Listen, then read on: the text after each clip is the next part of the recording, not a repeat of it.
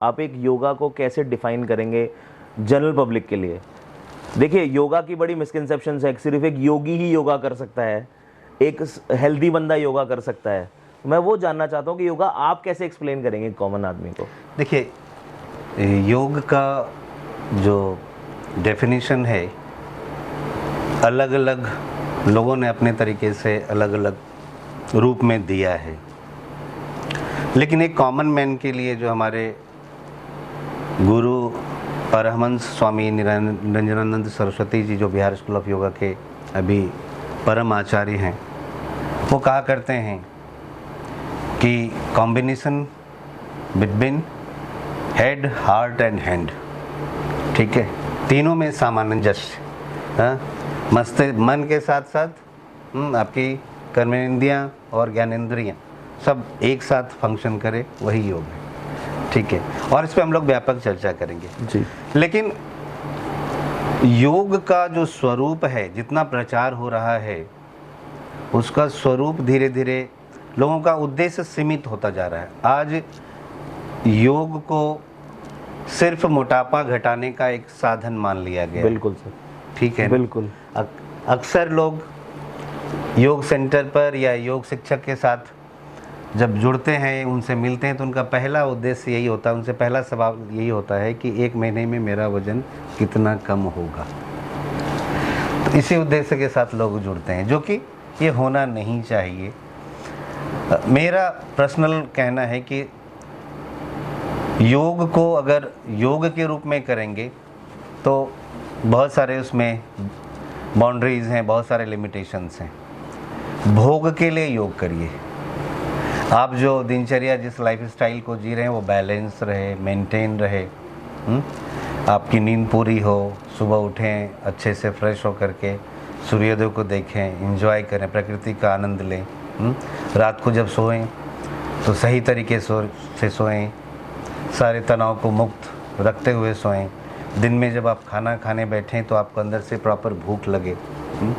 तो वो सब जो चीज़ें हैं, लाइफ स्टाइल को बैलेंस करना, वो योग के द्वारा ही संभव है और सबको योग अपनाना ही पड़ेगा, आज नहीं तो कल। और परमहंस स्वामी सत्यानंद सरस्वती जी कहते थे कि आने वाला भविष्य, आने वाला युग कंप्यूटर का और योग का ही रहेगा। और आज जिस तरह से डिजिटलाइजेशन हो रहा है, आज हम लोग जुड़ भी रहे हैं एक पॉडकास्ट के माध्यम से, तो ये भी कंप्यूटर का ही एक रूप है, एक डिजिटलाइजेशन है। तो और योग, यही दो रहने वाला है, भविष्य इन्हीं दो चीज़ों का है। Hello friends, welcome to our new podcast which is more than a podcast, so we call it a brocast. So आज हमारे साथ हैं योग गुरु डॉक्टर संजीव पाठक जी। एंड आज हम जो पॉडकास्ट करने वाले हैं वो इसलिए करने वाले हैं ताकि कॉमन मैन, जो हम जैसे लोग होते हैं, मेरे आप देख ही रहे हो हालत, हम जैसे लोग थोड़ा हेल्थी हो सकें। और आज योगा के बारे में काफ़ी कुछ लाइट सर हमें सिखाएंगे। थोड़ा सा ब्रीफ इंट्रोडक्शन देता हूँ सर के बारे में। इनिशियली इन्होंने अपनी योगा की जो कोचिंग ली है, या कह सकते हैं डिग्री ली है, वो बिहार योग विद्यालय से ली है, जो मंगेर में है।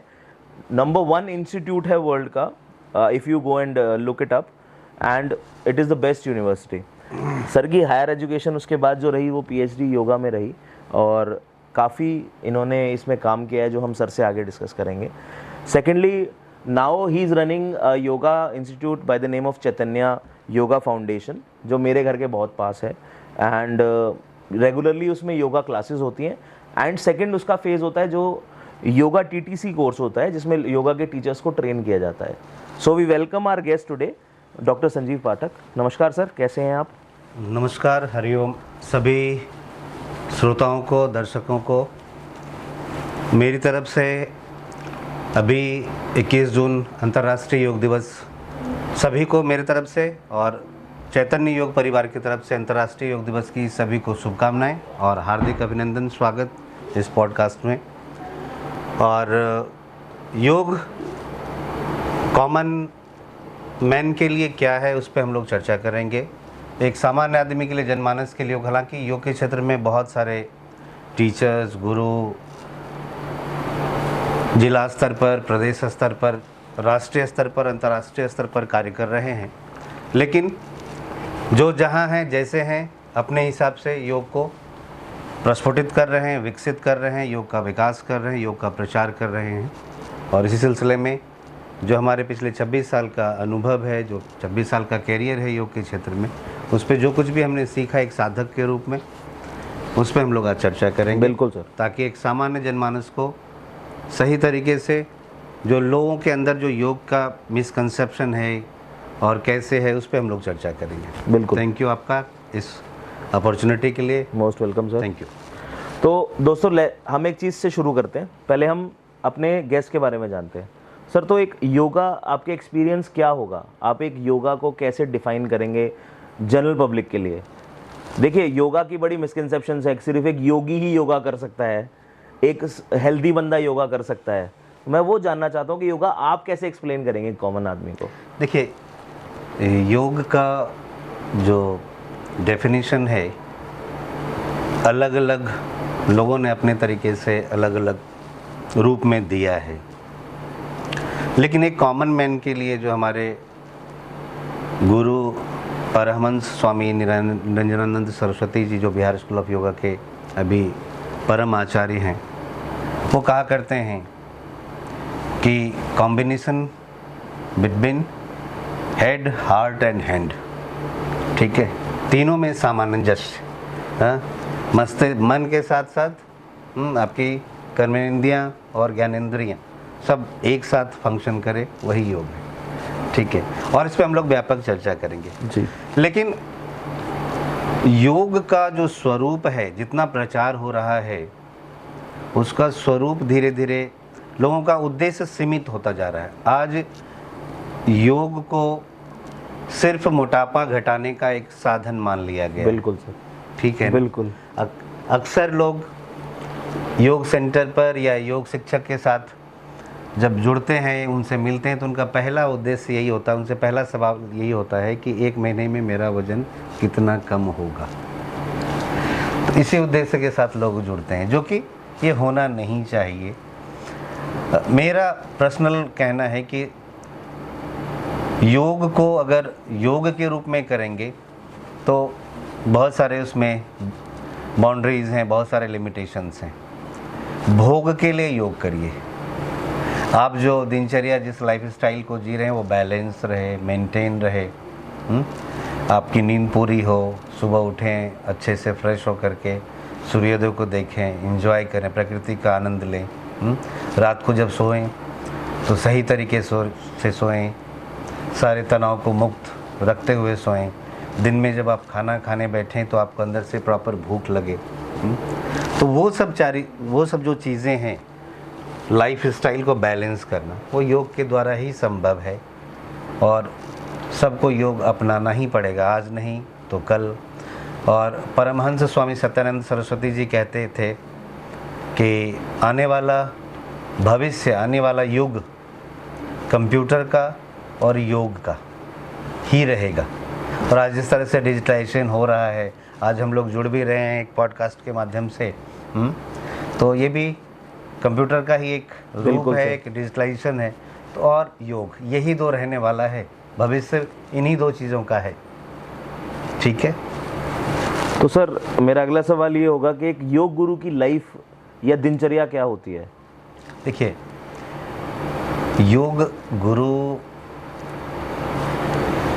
की दिनचर्या वो बहुत सेक्रेट होती है। ये आम जनमानस के लिए नहीं उतना ज़्यादा पब्लिसाइज करने की बात होती है। उनकी अपनी साधना है, उनके अपने अपने तरीके हैं। ब्रह्म मुहूर्त में जो एक योग शिक्षक या योग गुरु की जो दिनचर्या है, वही सामान्य जनमानस की भी होनी चाहिए। कि ब्रह्म मुहूर्त में जगें, सुबह सुबह स्नान ध्यान करने के बाद योग करें और अपने दिन की शुरुआत करें। वही सेम योग गुरु भी अपनाते हैं, लेकिन उन योग गुरु कुछ विशेष साधनाओं पर, कुछ विशेष क्रियाओं पर अपने अभ्यास को करते हैं। उनका एक अपना है, वो जनमानस को वो नहीं बताएंगे और ना बताना भी चाहिए, उनकी अपनी। तो सर, मैं फिर ये इसको रिफाइन करते हैं, फिर एक जनमानस की क्या नित्य क्रियाएं होनी चाहिए? देखिए, एक हेल्थी लिविंग के लिए देखिए 3 चीज़ है।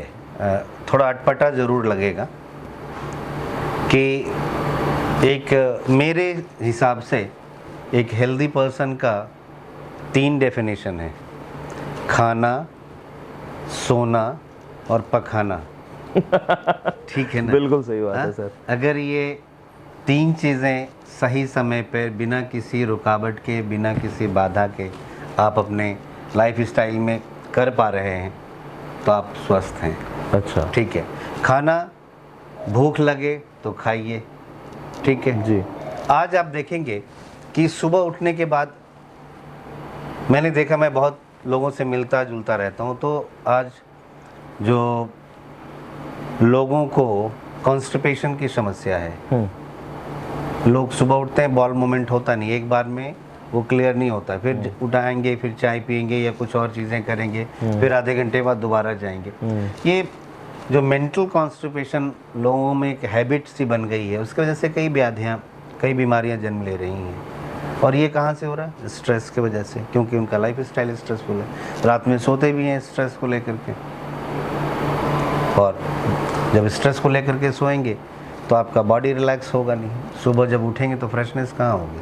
तो स्ट्रेस का इम्पैक्ट है कि डाइजेशन आपका प्रॉपर नहीं हो रहा है, डाइजेशन नहीं होगा तो बॉल मूवमेंट आपका ठीक नहीं होगा। तो दिनचर्या ये होना चाहिए कि सुबह सुबह उठें, थोड़ा पानी पिएं, अपना बॉल मूवमेंट क्लियर करें, और फिर नियमतः स्नान ध्यान करने के बाद ही योग का अभ्यास करना चाहिए, आसनों का अभ्यास करना। अगर बाई चांस नहीं वो समय मिल पाता है तो जितना भी आसन है, प्राणायाम में थोड़ा अभ्यास करें, फिर अपनी दिनचर्या का शुरुआत करें।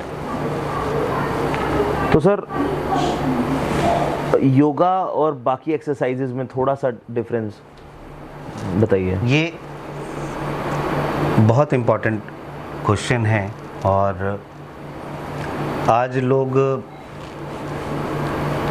आसन और एक्सरसाइज को मिक्स कर रहे हैं। जी। देखिए, अब प्रश्न है कि योग और एक्सरसाइज में, योग और एक्सरसाइज की तुलना नहीं है। योग सभी शाखाओं को मिलाकर के एक रूप है योग का। जब हम योग की बात करते हैं तो उसमें यम भी आता है, उसमें नियम भी आता है, उसमें आसन भी आते हैं, उसमें प्राणायाम भी आते हैं, उसमें प्रत्याहार भी आता है, उसमें धारणा भी आती है, उसमें ध्यान भी आती है, उसमें समाधि भी आती है। अलग अलग जो अष्टांग योग की बात की गई है या हठ योग की बात की गई है, जो हमारे ट्रेडिशनल जो बुक्स हैं जहाँ से योग आई हुई है, जो परंपरागत किताबों के माध्यम से जो जनमानस तक चीज़ें जा रही हैं, लोग आसन को एक्सरसाइज के रूप में करने लग गए हैं, जो कि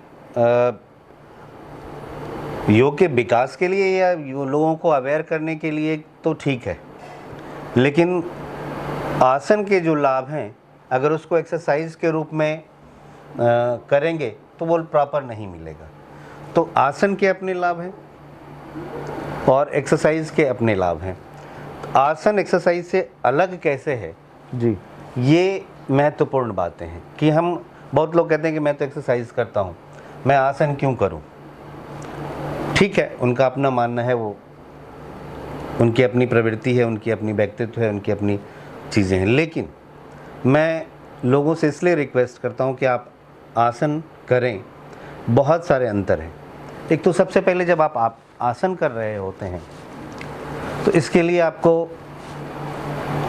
एक खुला थोड़ा सा बात अपने कमरे में कर सकते हैं। इसके लिए कोई बहुत बड़ा जगह की ज़रूरत नहीं है, कहीं जाने की ज़रूरत नहीं है। आप अपने कमरे में हवादार हो, खिड़कियाँ खोल लीजिए, फ्रेश एयर आ रहा हो, वहाँ अपना मैट बिछाइए, कंबल बिछाइए, दरी बिछाइए, जो भी आपको वहाँ पे अवेलेबल हो उस पर आप प्रैक्टिस करना शुरू करिए। अगर वो भी समय नहीं मिलता तो बहुत सारे ऐसे अभ्यास हैं जो आप बैठ करके कर सकते हैं। सिर्फ बहुत सारे ऐसे अभ्यास हैं, बहुत सारे ऐसे आसन हैं जो सिर्फ खड़े होकर के कर सकते हैं। तो उसके लिए भी बहुत ज़्यादा जगह की ज़रूरत नहीं है। तो पहला है। आप दूसरे एक्सरसाइज फॉर्म में जब आप करते हैं तो उसके लिए एक स्पेस चाहिए होता है, कुछ इक्विपमेंट्स चाहिए होते हैं। जी बिल्कुल। हाँ, एक तो ये है। दूसरा, जब आप एक्सरसाइज करते हैं तो आप एक्सट्रोवर्ट होते हैं, बहिर्मुखी होते हैं, बाहर के वातावरण से आपका जुड़ाव होता है, बाहर से जुड़ते हैं। जबकि जब आप आसन करते हैं तो आसन करते समय आप देखते हैं कि जब भी एक योग शिक्षक आपको कमांड देते हैं, श्वास लो, श्वास छोड़ो, रोको, अपना ध्यान मस्कुलर मूवमेंट पे लगाओ, अपने शारीरिक अवस्था पे लगाओ, अपने श्वास पे लगाओ, सारी चीज़ें। तो धीरे धीरे आप अपने मन को निर्देशित दे रहे होते हैं, मन को ट्रेन कर रहे होते हैं, मन को स्थिर कर रहे होते हैं। तो आसन के माध्यम से आप किसी न किसी रूप से अंतर्मुखी होने का प्रयास करते हैं, मन को स्थिर करने का प्रयास करते हैं। जब मन स्थिर होगा, विचारों का आवागमन स्थिर होगा, तो आपके अंदर जो अंतर्द्वंद्वता है वो खत्म होगी, आपके अंदर से जो स्ट्रेस है वो रिलीज होगा। और ख़ास करके आसन करते समय जब आप एक योग शिक्षक आपको ये निर्देशित करता है कि आप अपना ध्यान उस अंग विशेष पर ले जाइए जहाँ पर कि आपका खिंचाव हो रहा है उस आसन से, तो जब आप अपनी सजगता उस पर्टिकुलर अंग पर ले जाते हैं तो वहाँ पे एनर्जी का फ्लो, जो शरीर में प्राण का प्रवाह है, उस अंग विशेष पर ज़्यादा जाता है। तो जब प्राण का प्रवाह उस अंग विशेष पर ज़्यादा होगा तो डेफिनेटली वो अंग ज़्यादा हेल्दी होगा, जो कि इसका उलट दूसरे अदर फॉर्म ऑफ एक्सरसाइजेज में नहीं है। अदर फॉर्म ऑफ एक्सरसाइज में बहुत सारे लोग अब अलग अलग फॉर्म में करते हैं, लाउड म्यूज़िक चलाते हैं, तो उनको म्यूज़िक के साथ साथ बाहर के ध्वनि तरंगों के साथ साथ उनके माइंड में भी जो तरंगें उत्पन्न हो रही थी उनसे उनका माइंड रिलैक्स नहीं हो रहा था, उल्टा उद्वेगित हो रहा होता है, आंदोलित हो रहा होता है। और आंदोलित मन में आप कैसे कल्पना कर सकते हैं कि स्थिरता आएगी? बिल्कुल। एक और जहाँ आसन आपके शरीर के साथ साथ आपके मन को स्थिर करता है जी, उसी प्रकार एक्सरसाइज, अदर फॉर्म ऑफ जो एक्सरसाइज हैं वो आपको बहिर्मुखी बनाते हुए बाह्य वातावरण से जोड़े हुए रखता है। तीसरा जो सबसे इम्पोर्टेंट है कि अदर फॉर्म ऑफ एक्सरसाइज में आपका मसल फूलता है। आप देखते हैं अगर आप डंबल करते हैं तो आपका मसल टोन होता है जी, लेकिन शरीर में लचीलापन नहीं रहता, स्टिफनेस हो जाती है। स्टिफनेस हो जाती है। जी, और शरीर के अंदर, शरीर क्रिया विज्ञान के अंदर सूक्ष्म स्तर पर जो धमनी हैं, सिराएं हैं, जो आर्टरीज हैं, वेन्स हैं, वो उसको कहीं ना कहीं वो मसल्स प्रेस करके रखता है उसमें। तो कुछ समय के बाद मैंने देखा बहुत सारे जो अदर फॉर्म ऑफ एक्सरसाइज करने में, मैं पर्टिकुलर किसी एक चीज़ का नाम नहीं लेना चाहता, उनको जब तक वो एक्सरसाइज में रहते हैं, करते रहते हैं तो उनका ठीक रहता है। जैसे वो छोड़ते हैं प्रैक्टिस तो उनमें कॉमन प्रॉब्लम्स डेवलप होने लगते हैं। सबसे पहले तो उनके अंदर जो मैंने देखा कि बीपी इंक्रीज़ होने लगता है। ये हमारे सामने बहुत सारे फैक्ट्स हैं। बहुत सारे लोग आते हैं हमारे योग केंद्र पर कि ऐसे ऐसे मुझे बीपी की प्रॉब्लम है, तो जब हम उसको एक्सप्लोर करते हैं, उनके बारे में जानते हैं, तो पास्ट हिस्ट्री ये होती है कि उन्होंने काफ़ी विगरस फॉर्म में दूसरे एक्सरसाइजेस किए हुए। ये भी एक कारण है उनके बीपी को, वो वही मेन कारण नहीं है लेकिन वो भी एक कारण है। और भी बहुत सारे उनके सेडेंटरी लाइफ स्टाइल हैं, वो भी इम्पैक्ट डालता है, लेकिन ये भी एक कारण है कि उनका जो बीपी है वो इंक्रीज़ हो रहा है, या और दूसरे तरह के बॉडी के अंदर जो पैरासिम्पैथेटिक और सिंपैथेटिक में इम्बैलेंसेस हो रहे हैं वो इसी के वजह से होते हैं। लेकिन आसन में क्या है, जब आप आसन की प्रैक्टिस करते हैं तो आपका शरीर लचीला बनता है, फ्लेक्सिबिलिटी आती है। और फ्लेक्सिबिलिटी आएगी, लचीला होगा, तो डेफिनेटली आपके अंदर जो ब्लड सर्कुलेशन है या जो शरीर के अदर फॉर्म जो अदर ऑर्गन्स हैं वो ठीक तरीके से फंक्शन करेगा। ओके, ठीक है ना। एक हार्ड बॉडी और एक फ्लेक्सिबल बॉडी, आप खुद ही अंतर महसूस कर सकते हैं कि जो एक हार्ड बॉडी है और एक फ्लेक्सिबल बॉडी है, दोनों में कौन हेल्दी। तो ऐसे बहुत सारे अनगिनत, अगर हम एक एक पे चर्चा करने लगे तो 10 घंटे इसी पे चर्चा कर सकते हैं। बहुत सारे मोटा मोटा फ़ायदे मैंने बताए कि आसन और एक्सरसाइज में क्या क्या अंतर है जी। तो ये बहुत ही इम्पॉर्टेंट है, बेसिक 2-3 चीज़ें। इसीलिए मैं सबको सबसे आग्रह करता हूँ कि आएँ, आसन करें, आसनों का अभ्यास करें और स्लो फॉर्म में करें। और आसन को कैटेगराइज भी किया गया है। बहुत सारे लोग आते हैं कि आपके योग केंद्र पे किस तरह के आसन होता है, किस तरह का अभ्यास होता है, उस पर हम लोग चर्चा करेंगे बाद में। ये भी एक बहुत इम्पोर्टेंट प्रश्न है और मैं अपने जितने भी सुनने वाले या दर्शक हैं सबको मैं बताना चाहूँगा कि अलग अलग लोग अलग अलग फॉर्म में योगा को पसंद करते हैं। कि कुछ कहते हैं कि मुझे ये योगा, आप ये योगा कराते हो, ये इस प्रकार की योगा कराते हो, तो मैं उन सब पे भी अभी चर्चा करूँगा आपके साथ। और वो जानना चाहिए लोगों को कि योग क्या है, आसन क्या है, आसन के रूप क्या हैं, किस किस रूप में करें जी। हाँ? तो सर योगा जो है मतलब फिजिकल बेनिफिट्स तो उसमें है ही, क्या स्पिरिचुअली इमोशनली हमें स्ट्रॉन्ग करता है वो? देखिए, अल्टीमेट गोल तो हमारा क्या है? आध्यात्मिक विकास। योग पृथ्वी पर जो भी फेज वाइज पॉपुलराइज हुआ, सबका उनका उद्देश्य यही था कि मोक्ष की प्राप्ति। जी। तो मोक्ष की प्राप्ति कब होगा? जब कर्मों के बंधन से मुक्त होंगे। फिर वो आध्यात्मिक चर्चा चला जाएगा, उसको मैं जान नहीं चाहता। तो आध्यात्मिक विकास तो है ही, और योग पूरा केंद्रित है। मैं हर जगह यही बात कहता हूँ कि आसन कुछ एक टेढ़े मेढ़े शरीर को मोड़ करके कुछ देर प्रैक्टिस कर लेना अगर आसन होता और उससे बहुत कुछ लाभ होता, तो आज जिम्नास्ट उनकी बॉडी कितनी फ्लेक्सिबल है। बिल्कुल बिल्कुल। वो सबसे बड़े योगी होते। बिल्कुल सही कह रहे हैं। हाँ? गुरुजी भी यही कहा करते, लंबे देर तक श्वास को रोक के रखना। अगर प्राणायाम का अभ्यास होता तो आज जो डाइविंग करते हैं, गोताखोर हैं, वो लंबे देर तक पानी के अंदर गोता सांस रोक करके लगा सकते। बिल्कुल तो वो बहुत बड़े योगी होते। बिल्कुल सही बात है। ठीक है। आंख बंद करके लंबे देर तक बैठ करके अगर ध्यान का अभ्यास होता तो हजारों लोग, घंटों, हजारों महात्माएं कंदरों में, गुफाओं में बैठे हैं। वो क्या कर रहे हैं? आंख बंद करके, जिधर देखो मेडिटेशन कर रहे हैं, ध्यान कर, आंख बंद करके बैठ गए। अगर वो ध्यान है तो वो सब बड़े योगी होते हैं। ऐसा नहीं है। ये बहुत अनुभव की चीज़ है, बहुत विस्तृत चीज़ है। इसको समझने के लिए कई बार इस पे हम लोगों को बिल्कुल एक पे चर्चा करना पड़ेगा।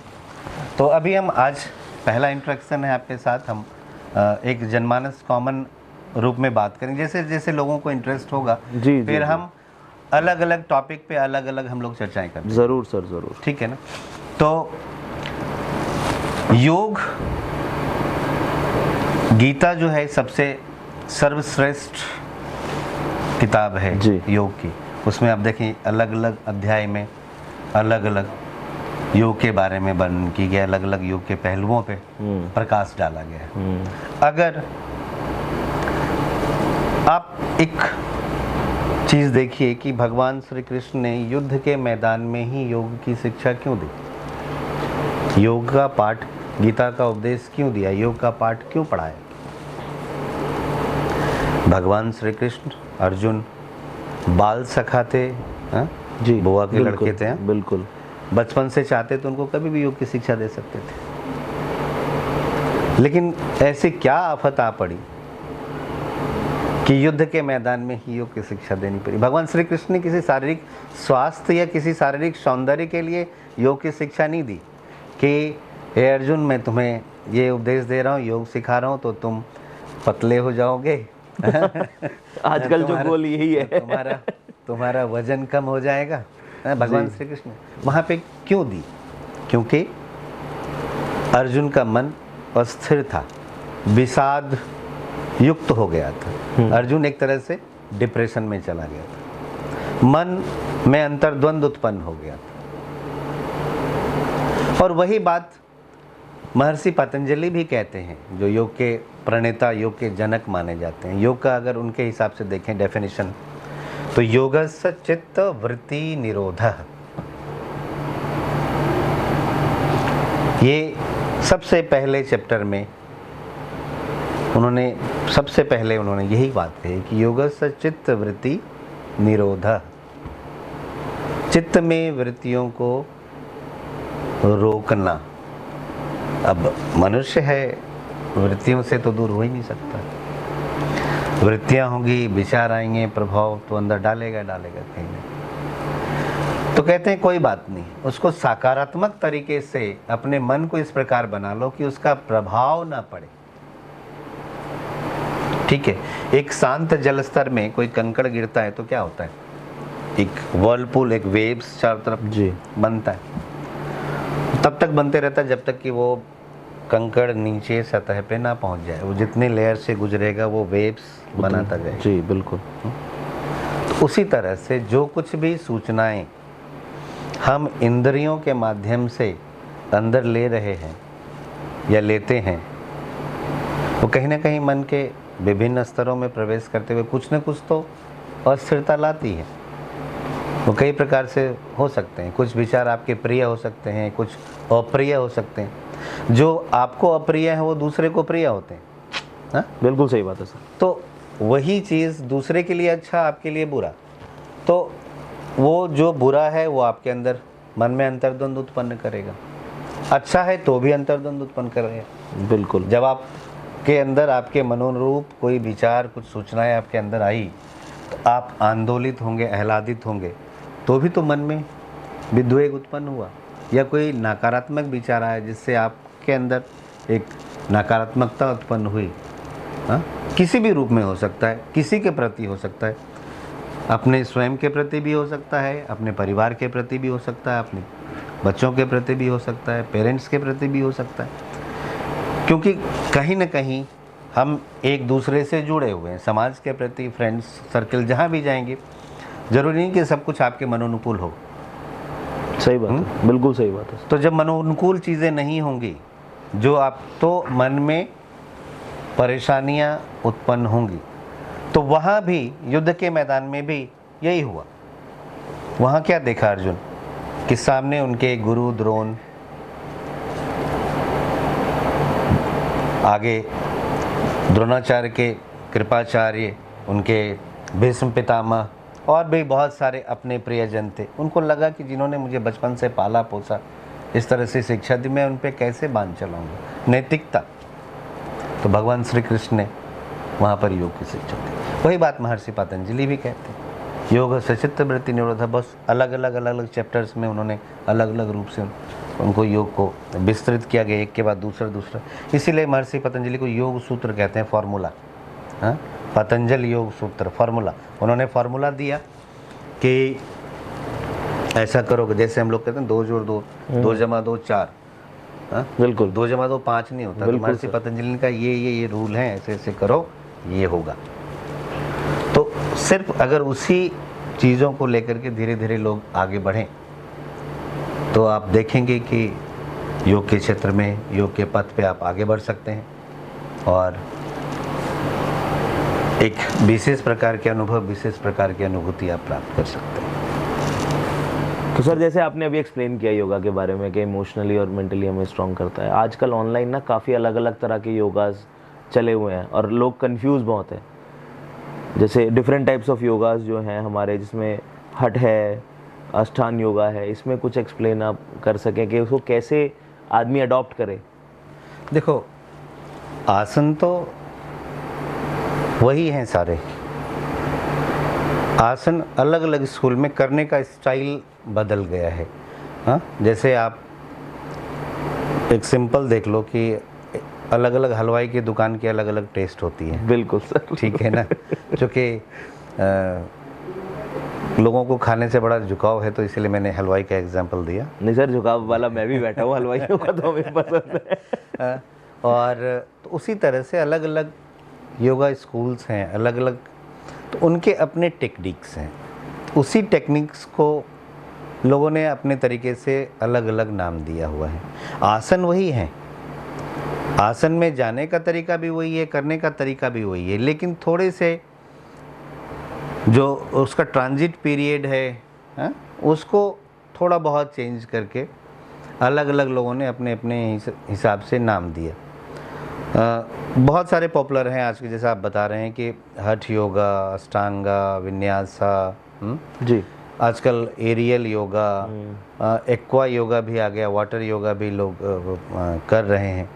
तो योगा की जब हम बात करते हैं, आसन बोलें तो ज़्यादा अच्छा है, मैं आसन की बात करता हूँ, योगा की बात नहीं करूँगा मैं, हाँ आसन की बात करूँगा। तो अलग अलग स्टाइल में अलग, अब एंगर योगा भी है, एंगर जी ने अपना एक अलग स्टाइल, बहुत फेमस योग गुरु एंगर थे, BKS एंगर, उनका जो अपना स्टाइल था एंगर स्टाइल। तो अभी हम लोग जो फॉलो करते हैं वो बिहार योग विद्यालय, बिहार योगा जी का स्टाइल फॉलो करते हैं। तो अलग अलग जो ट्रेडिशन है, अलग अलग परंपरागत स्कूल्स हैं, उसके जो रूप हैं वहाँ से अलग अलग। लेकिन दुर्भाग्य ये है कि हम उतनी तल्लीनता के साथ, उतने श्रद्धा के साथ, उतने विश्वास के साथ हम आसनों को नहीं करते हैं। हमारे जो, चूँकि योग हमारे सनातन उत्पत्ति है, हमारे राष्ट्र की उत्पत्ति है, हमारा प्राचीन परंपरा, हमारी प्राचीन धरोहर है, लेकिन फिर भी हम उसको उस रूप में नहीं करते। और हमारे यहाँ के मुकाबले आप देखेंगे विदेशों में लोग इसको बहुत तल्लीनता के साथ, बहुत श्रद्धा के साथ वो करते हैं। और वही योग शिक्षक जब हिंदुस्तान आकर के सिखाते हैं तो लोग फिर उसको फॉलो करते हैं। वही बात हिंदुस्तान के जो योग शिक्षक सिखाना चाहते हैं तो उनको नज़रअंदाज करते हैं लोग, उनको उस रूप में नहीं एक्सेप्ट करते हैं। पता नहीं हमारी क्या मानसिकता है, आई डोंट नो। बाहर वाली चीज़ ज़्यादा अच्छी है ना सर, पैकेजिंग अच्छी है, पैकेजिंग अच्छी है, ब्रांडिंग अच्छी है, तो उसमें तो आसन, अब सिंपल आप देखिए कि एक दूध का जो गुण है जी, दूध से दही बनता है, दूध से मक्खन बनता है, दूध से घी बनता है, दूध से पनीर बनता है, बिल्कुल, हाँ। लेकिन जो पनीर का गुण है वो दूध का गुण नहीं हो सकता, दूध का गुण सर्वोत्तम है जी, हाँ। पनीर में वो चीज़ें नहीं हो सकती, घी में वो चीज़ें नहीं हो सकती, दही में वो चीज़ें नहीं हो सकती, बिल्कुल सही बात है सर। ठीक है ना। तो उसी तरह से जो हमारे परंपरागत आसन करने का तरीका है, अगर उसको लोग अच्छे तरीके से फॉलो करें, उसको करें, तो ये ज़्यादा लाभकारी भी होगा। और उसको कैटेगराइज भी किया गया है। जो नए लोग हैं, जो बिगनर्स लोग हैं, बहुत सारे योग स्कूल्स एकदम से इंटरमीडिएट ग्रुप या एडवांस ग्रुप के आसन से स्टार्ट करते हैं।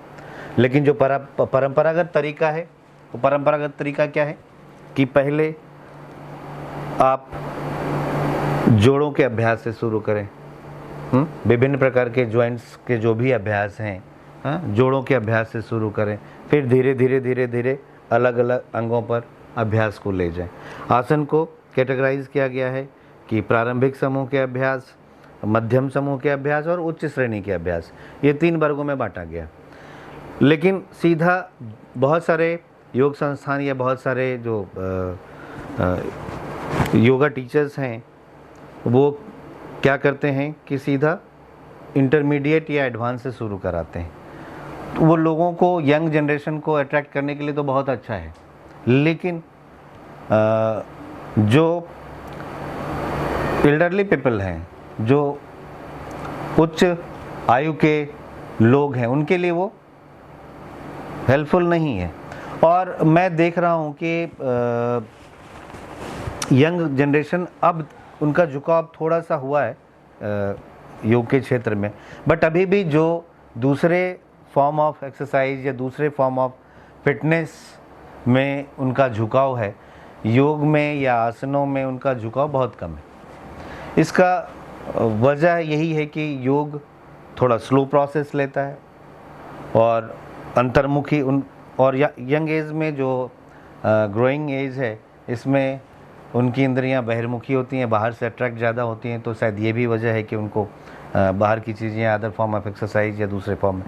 और ये हमारा दुर्भाग्य भी है कि योग आसन में या योग केंद्र पर वही लोग आते हैं जो सब जगह से हार गए होते हैं।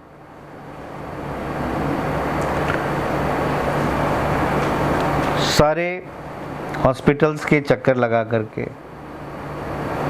सारे डॉक्टर से सलाह लेकर के, जब उन्हें लगता है कि अब ये लाइलाज है, इसका कोई इलाज नहीं है, तो लास्ट ऑप्शन उनके पास बचता है कि चलो योग भी ट्राई कर लेते हैं, और फिर आते हैं। लेकिन तब तक मामला इतना बिगड़ा होता है कि योग शिक्षा भी क्या करेगा। बिल्कुल सही बात है। कहावत है ना कि दुख में सुमरन सब करे, सुख में करे ना कोई, और जो सुख में सुमरन करे तो दुख काहे को होए। बिल्कुल तो सही बात। अगर प्रारंभिक दौर में ही योग को, आसनों को अपना लिया जाए तो वो नौबत ही नहीं आएगी।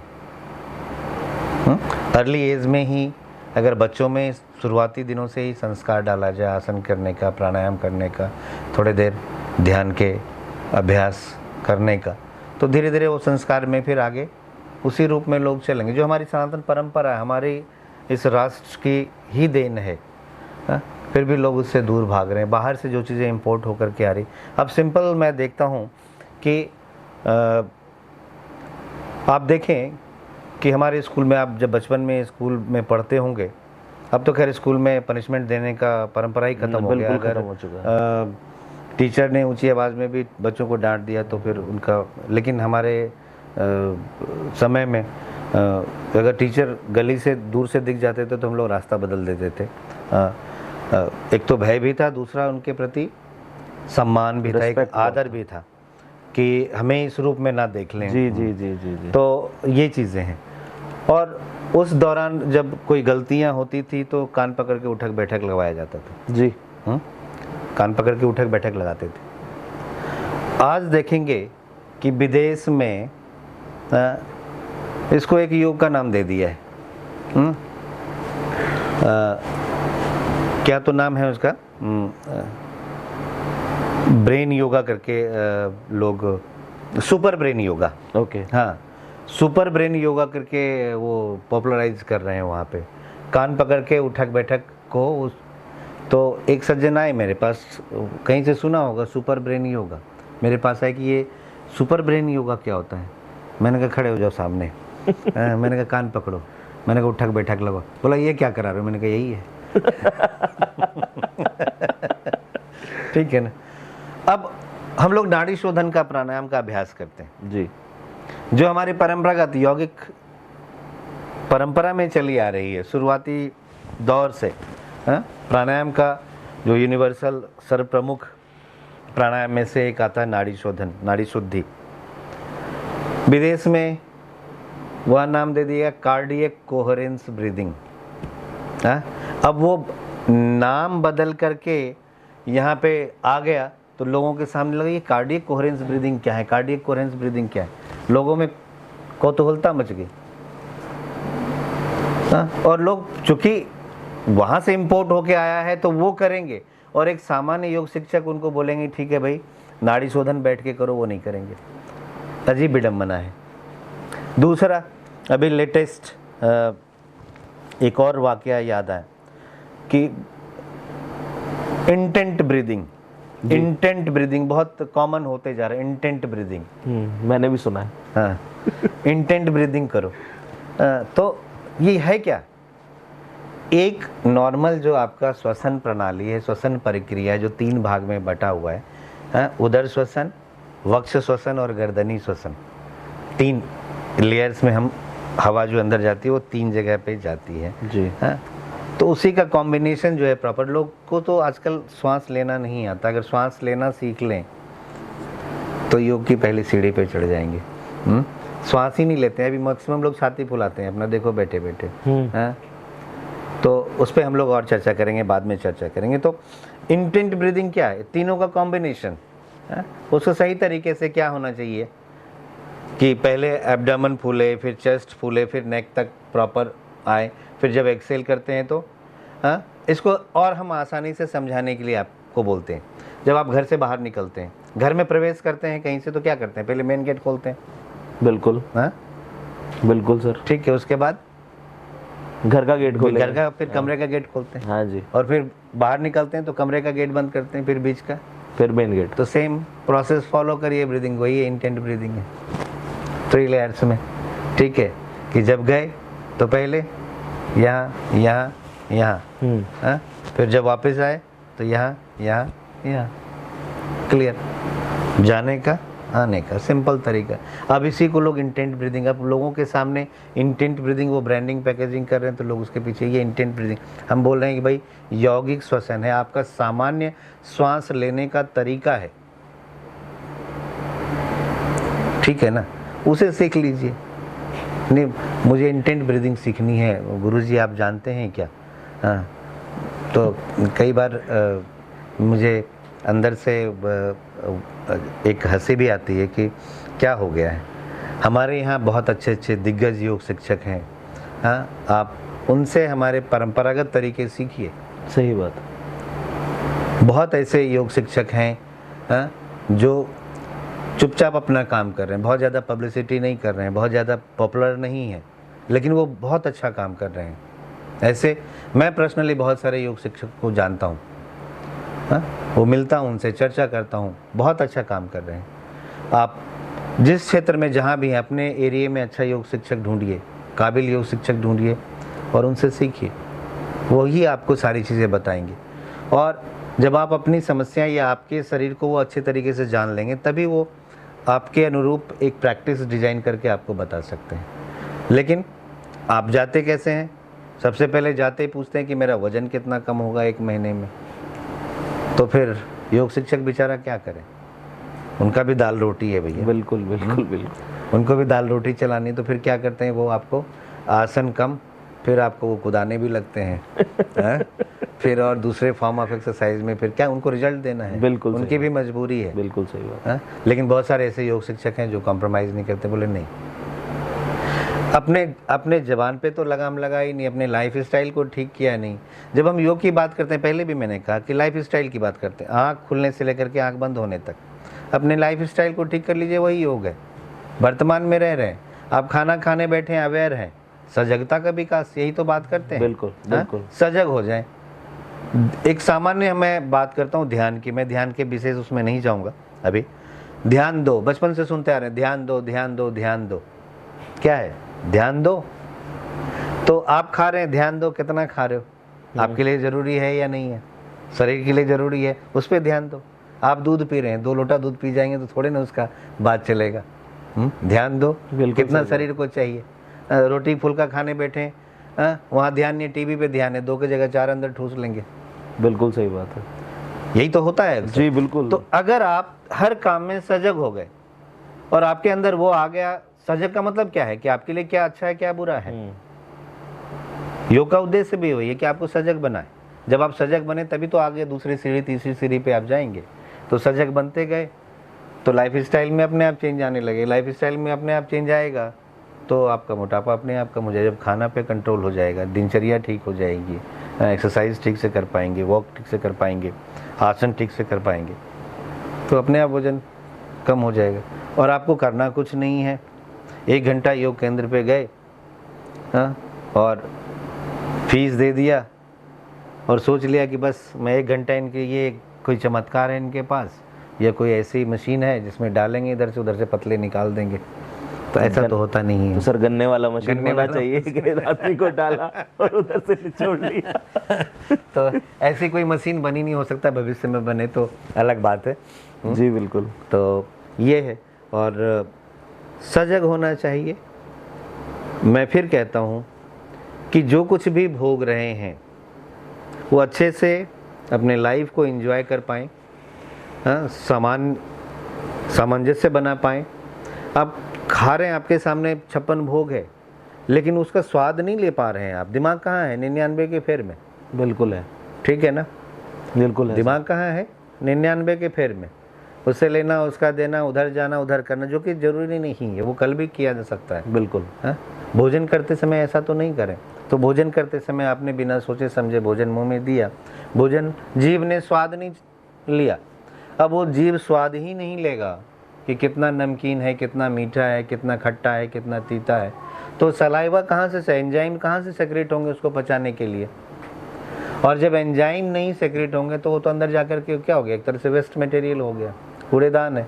आप कूड़ेदान बना रहे हैं अपने पेट को, है कि नहीं? बिल्कुल सही बात है सर। जब आप कूड़ेदान बनाओगे तो कूड़ा ही तो बाहर निकलेगा, फिर बदबू तो आ गई है। बिल्कुल सही कह रहे हैं। ठीक है, तो इसीलिए अपने दिनचर्या को ठीक करें, नियमित आसनों का अभ्यास करें, ब्रीदिंग एक्सरसाइज करें, प्राणायाम का अभ्यास करें, नियमित करें। अब अक्सर मैं देखता हूँ कि बहुत सारे लोग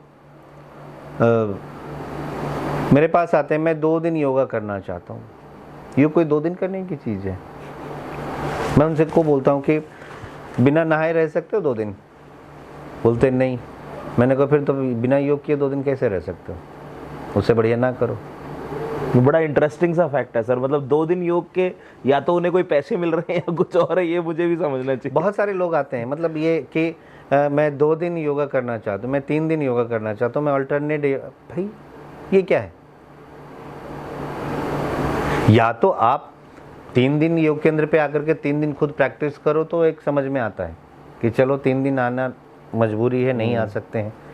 नहीं, उन्हें योग ही 2 दिन करना है, आसन ही 2 दिन करना है, बाकी दिन दूसरे फॉर्म ऑफ एक्सरसाइजेस करने, करो। तो फिर कैसे उम्मीद करते हो कि योग का जो प्रभाव है वो आपके, तो 2 दिन वाला ही तो प्रभाव आएगा, 30 दिन वाला प्रभाव तो नहीं आएगा। बिल्कुल सही बात है। अगर आप 30 दिन वाला प्रभाव, लंबे समय तक प्रभाव अपने ऊपर लाना चाहते हो कि योग का प्रभाव, आसनों का प्रभाव, प्राणायाम का प्रभाव आपके शरीर पर, आपके मन पे अच्छे तरीके से आए, तो आपको नियमित योग अभ्यास करना पड़ेगा। बिल्कुल, जो कि आप करते नहीं हो। नींद प्यारी है, सुबह जगना नहीं है। हाँ, बड़ी मजे की बात है, लोग लेट नाइट पार्टी को नहीं छोड़ सकते। नहीं, बिल्कुल सही बात। हाँ जी, योग छोड़ सकते हैं, लेट नाइट पार्टी को नहीं, जो कि उस पता है कि उसका लंबे समय के बाद नुकसान है। वो नहीं छोड़ेंगे, लेकिन योग छोड़ देंगे। अजीब विडम्बना है। तो सर जैसे कि I since belong from a Hindu family, मेरी मदर एस्ट्रोलॉजर हैं, और हम लोग जब पूजा करते हैं ना तो वो हमें पहले शिक्षा देती हैं कि अनुलोम विलोम करो, प्राणायाम करो, ताकि तुम्हारा चित्त शुद्ध हो, मन पूजा में लगे। तो क्या योग इस तरीके से भी हमारे चित्त को स्टेबल कर सकता है? देखिए, हमें पहले भी हम चर्चा कर चुके हैं कि योग का जो प्रारंभिक उद्देश्य है, मन को स्थिर करना ही तो है, मन को संतुलित करना ही तो है।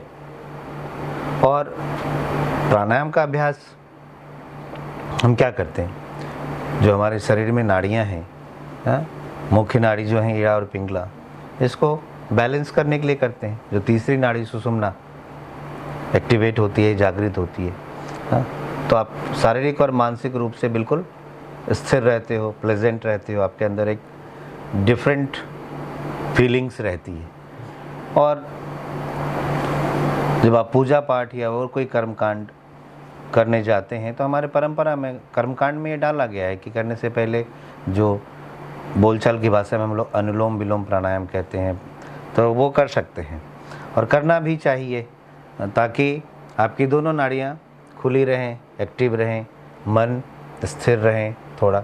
लेकिन दिक्कत क्या है कि लोग 2-2, 3-3 बार करके कर्मकांड स्टार्ट करते हैं। हाँ जी, जो कि होना चाहिए नियमतः कम से कम 5 से 10 मिनट पहले प्राणायाम का अभ्यास करें, फिर पूजा करें। जी बिल्कुल। हाँ? तो हालांकि आप देखेंगे कि कुछ एक चीज़ें हमारे परंपरा में, जो कर्मकांड की परंपरा है, उसमें भी डाली गई हैं, लेकिन अब वो पुरानी बात रह गई, अब लोग करते नहीं हैं, उस चीज़ों को मानते नहीं हैं। हाँ, अब तो घर में जो पूजन पाठ होते हैं उसमें भी समय पे, घड़ी पे नज़र रहती है कि जल्दी से जल्दी ख़त्म करो। हवन पे भी जब कराते हैं तो वहाँ कहते हैं शॉर्टकट कराओ। तो जब सारी चीज़ें शॉर्टकट हो रही है तो फिर शरीर में भी शॉर्टकट करो ना, फिर आयु भी शॉर्टकट रहेगी। है कि नहीं? बिल्कुल सही बात है सर। तो यही है। तो सर इसको एज अ योग गुरु आपके पास चैलेंजेस, अगर मैं जानना चाहता हूँ कि चैलेंजेस क्या फेस करते हैं आप? लोगों का इंटरेस्ट नहीं है, लोग जागरूक नहीं हैं। देखिए, चैलेंजेस करके बहुत चैलेंजेस हैं। एक योग शिक्षक, एक योग गुरु के रूप में बहुत सारे योग शिक्षक इस चैलेंजेस को फेस करते हैं। अभी भी हमारे राष्ट्र में योग की जो एक्सेप्टेंस है, जो योग का उसको क्या बोलते हैं, स्वीकार्यता है जी, वो बहुत कम है। और गिनती के मुझे लगता है कि 20 से 25% लोगों की स्वीकार्यता योग की तरफ है, और वो भी उन्हीं लोगों की स्वीकार्यता है जो किसी न किसी रोग से ग्रसित हैं। या तो योग की शुरुआत हो गई है, या रोग की शुरुआत हो गई है, या रोग इस लेवल तक पहुंच गया है कि वो बिल्कुल शरीर को कष्ट दे रहा है। प्रिवेंशन के लिए कोई नहीं कर रहे हैं। प्रिवेंशन के लिए जो लोग योग कर रहे हैं, आसन कर रहे हैं, वो नाम मात्र 5% लोग हैं। तो ये सबसे बड़े चैलेंजेस हैं। आप देखिए कि योग केंद्र पे कौन कौन आते हैं। आज बहुत अच्छे अच्छे योग केंद्र बंद होने के कगार पे हैं। फ्रीलांसर्स, अच्छे अच्छे योग शिक्षक फ्रीलांसर्स होम ट्यूशन्स करा के अपना रोजगार चला रहे हैं। होम ट्यूशन्स में क्या मिलता है उन्हें? 5,000 7,000, उस पर भी लोग बार्गेन करते हैं। तो एक व्यक्ति, उनका आने जाने में खर्च भी है। उन्होंने जो अपनी 1 घंटा जो अपनी मन स्थिति जो अंदर से वो चीज़ें कराई, वो फीलिंग के साथ कराई, उसका तो कोई मोल नहीं हो सकता ना। बिल्कुल सही बात है। हाँ? दूसरे जो उपचार के साधन उसके तरह थोड़ी नहीं कि पर्चियाँ लिख दिए, दवाई का नाम लिख दिया और फीस ले लिया 10 मिनट में, चलो। वो 1 घंटा या 40 मिनट जो कराते हैं वो सिर्फ आपके लिए होते हैं। वो आपके बारे में सोचते हैं। वो आप उनके श्रम को तो देखते हैं, लेकिन उनके भावनाओं को या उनके जो जुड़ाव है वो आप नहीं देखते हैं, और उसका मोल हो भी नहीं सकता। उसके बावजूद भी एक योग शिक्षक को लोग उस रूप में नहीं देखते हैं। आप किसी से भी पूछिए, यही सिंपल उनका लैंग्वेज, एक सम्मान नहीं है योग शिक्षक का। वो योगा वाला आता है मेरे को करे, योगा वाला आता है, व्हाट? एब्सोल्युटली। ये क्या है भाई? एक शिक्षक हैं, उन्हें सम्मान दीजिए। जब आप सम्मान देंगे तो उधर से भी एक पॉजिटिव एनर्जी निकलेगी और आपके अंदर एक सकारात्मकता उत्पन्न होगी। आप उसको एक जनरल फिटनेस टीचर के रूप में समझ रहे हैं। ये सबसे बड़ा चैलेंजेस ये अभी है। दूसरा जो सबसे अहम चैलेंजेस और हैं कि जब से ये ऑनलाइन स्टार्ट हुआ है जी, कोविड के बाद बहुत लोग ऑनलाइन पे शिफ्ट हो गए। एक स्क्रीन पे आप देख रहे होते हैं 40 लोग 50 लोग बिल्कुल कर रहे होते हैं zoom meetings and zoom meetings पे, या और भी दूसरे जो डिजिटल प्लेटफॉर्म है उस पे लोग कर रहे होते हैं। और आप एक लैपटॉप पे या एक बड़ी सी स्क्रीन पे कैसे आप देख सकते हो कि एक व्यक्ति, एक योग शिक्षक के रूप में बहुत बड़े चैलेंजेस हैं कि एक योग शिक्षक कभी देख ही नहीं सकता है कि उसको कि वो गलत कर रहा है, सही कर रहा है। वो रूप में जा रहा है, आ रहा है, अलग बात है, लेकिन स्ट्रेचिंग कर रहा है, कितना स्ट्रेच कर रहा है, टो मोमेंट कर रहा है, हैंड मोमेंट कर रहा है, नेक मोमेंट कर रहा है, कितना कर रहा है, ये तो देख ही नहीं सकता। बिल्कुल सही बात। तो ये बहुत बड़ा चैलेंजेस योग शिक्षक को सामने आ रहा है। और पब्लिक के सामने भी चैलेंजेस हैं। पब्लिक को कंपेयर करना पड़ता है, उन्हें सोचते हैं चलो ना कुछ करने से बढ़िया कुछ कर लेते हैं, लेकिन वो ठीक नहीं है। जब करें तो सही तरीके से करें, अच्छे से करें, अच्छे योग शिक्षक के मार्गदर्शन में करें, ताकि वो आपको, आपके शरीर को, आपकी मानसिक अवस्था को, आपकी भावनात्मक अवस्था को सही तरीके से समझे और उसके अनुरूप आपको योग कराएं, आसन कराएं, प्राणायाम का अभ्यास कराएं। कॉमन कुछ चीज़ें कॉमन है। अब जैसे आप मेडिसिन में भी देख लें, पेन किलर क्या है, पैरासीटामोल, हाँ, डोलो वो फेमस हो गई जो कोविड में। हाँ, तो एक कॉमन, जिसको कुछ नहीं है चलो ये खा लो।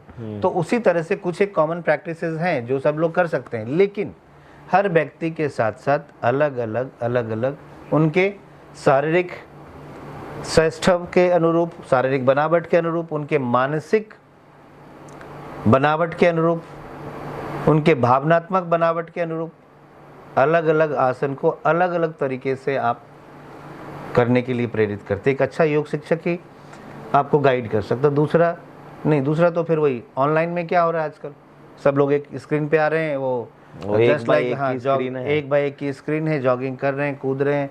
अगर ताड़ासन का अभ्यास किया तो कितना किया, नहीं किया कोई मतलब नहीं, हाथ टेढ़े जा रहे हैं, सीधे जा रहे हैं, कोहनी मुड़ी है, पंजों पे आ रहे हैं, नहीं आ रहे हैं, लोग देख रहे हैं एक दूसरे को ऊपर उठते, वो भी उठ रहे हैं। श्वास ठीक ले रहे हैं कि नहीं ले रहे हैं, प्रॉपर ब्रीदिंग ठीक है कि नहीं है, और श्वास खींचने के बाद आपका एब्डोमेन अंदर पुल कर रहे हैं कि नहीं कर रहे हैं, जो एक प्रॉपर टेक्निक होनी चाहिए। तो वो ना तो योग शिक्षक देख पाता है, ना करने वाला अभ्यासी वो चीज़ों को फॉलो कर पाता है। ये एक बहुत बड़ा ड्रॉबैक है ऑनलाइन का। तो गुरु के प्रति समर्पण भी नहीं है, और उसके अलावा जो टेक्निक गुरु फिजिकली बता सकता है वो भी नहीं जानना चाहते। देखिए, अगर आप ऑनलाइन करना चाहते हैं तो 1-to-1 कर सकते हैं, क्योंकि 1-to-1 में क्या है, एक स्क्रीन आमने सामने देख करके फिर भी आपको देख सकते हैं। सपोर्ट बेशक नहीं दे सकते, 1-to-1 कर सकते हैं। लेकिन अब भीड़ में आप चाहेंगे कि एक बैच में मैं देखता हूँ कि 2-2 स्क्रीन पे लोग हैं, और मैं कई योग शिक्षक से मिलता हूँ, देखता हूँ कि एक साथ तो 80 लोगों को करा रहे। मैं पूछा, मैं आश्चर्य था कि 80 लोगों को कैसे मैनेज करते हो। तो उनका जवाब था कि क्या करना, देख करके वो अपने आप कर रहे हैं ना, उन्हें क्या है। अच्छा, लोगों को लगता है कि 500 रुपये ले रहे हैं, चलो योग करा रहे हैं, तो उन्हें भी, लोगों को भी भारी नहीं, तो उस रूप में उनको भी वही मिल रहा है, 500 रुपये वाला चीज़ ही मिल रहा है। सही बात है सर, ठीक है ना। तो ये बहुत बड़े चैलेंजेस हैं आज के डेट में, और डिजिटलाइजेशन हुआ है, नो डाउट, लोगों तक पहुंच बढ़ी है, लेकिन उसके रूप भी बिगड़ रहे हैं। अब उसी में से अगर कॉमन प्रॉब्लम को ध्यान में रख करके अगर एक ना कराया जाए, एक व्यक्ति को के अंदर भी किसी तरह का प्रॉब्लम हो गया तो क्या होगा, उसके दुष्परिणाम होंगे कि नहीं होंगे? बिल्कुल होंगे। जो कि लोग ना तो योग शिक्षक इसका ध्यान रख पा रहे हैं, और ना ही लोग इसका ध्यान रख पा रहे हैं। इसीलिए हम जब सानिध्य की बात करते हैं, सानिध्य का मतलब क्या होता है, 1-to-1 के एक शिक्षक का निगाह आप पे है, और आप शिक्षक से सीधे जुड़े हुए। छोटे लोगों का बैच हो, कम लोगों का बैच हो, जिसमें कि आपके टीचर एक दूसरे को अच्छे तरीके से भली भांति देख सके, गाइड कर सके, आपके आसन करने का तरीका, आसन में जाने का तरीका, रुकने का तरीका और वापस आने का तरीका अच्छे से आपको बता पाए, और हर एक रिपीटेशंस में आपकी गलतियों को पकड़े, आपको सुधारे। ये बहुत इम्पोर्टेंट है। रेगुलर प्रैक्टिस में ये बहुत ज़रूरी है, और जब आप नियमित उसी तरह से अभ्यास करेंगे तो परफेक्शन अपने आप आएगी।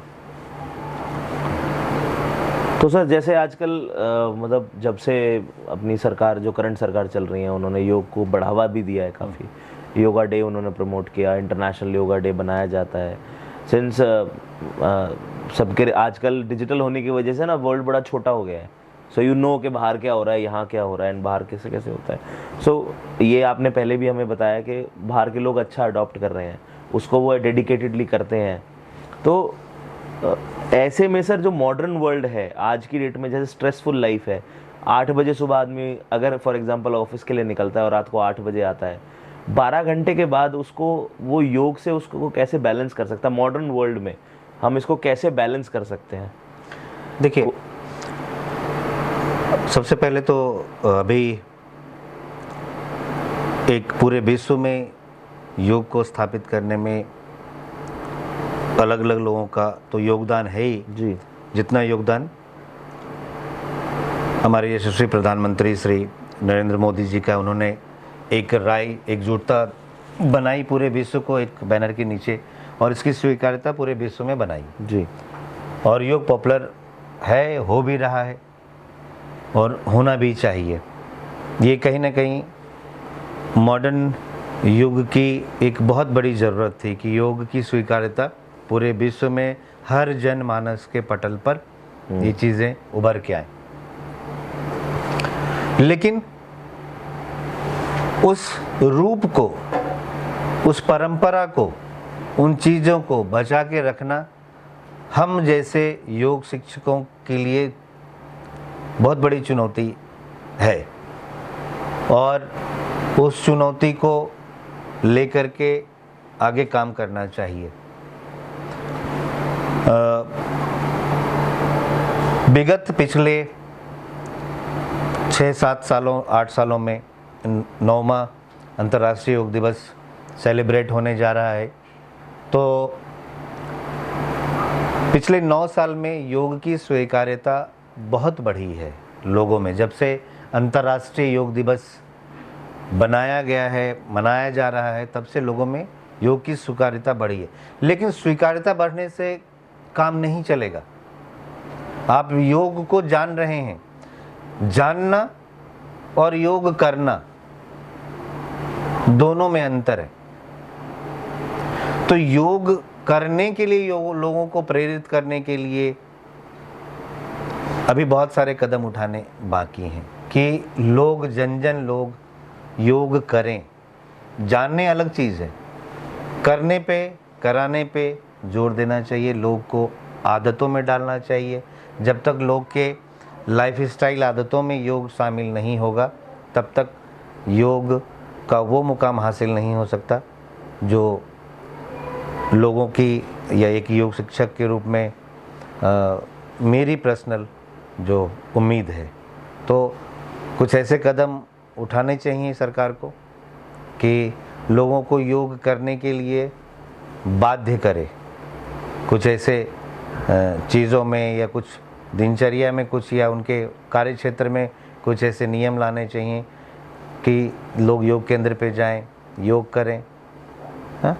और सारे योग शिक्षक का भला हो। तो सर, एंड में हमारे यूज़र्स के लिए, या जो भी इस पॉडकास्ट को सुने, यूज़र, नॉन यूज़र, तो आप ऐसा क्या संदेश देना चाहेंगे ताकि हम इसको आगे बढ़ा सकें? और मैं एक ही संदेश, सिंपल, प्रतिदिन योग का अभ्यास।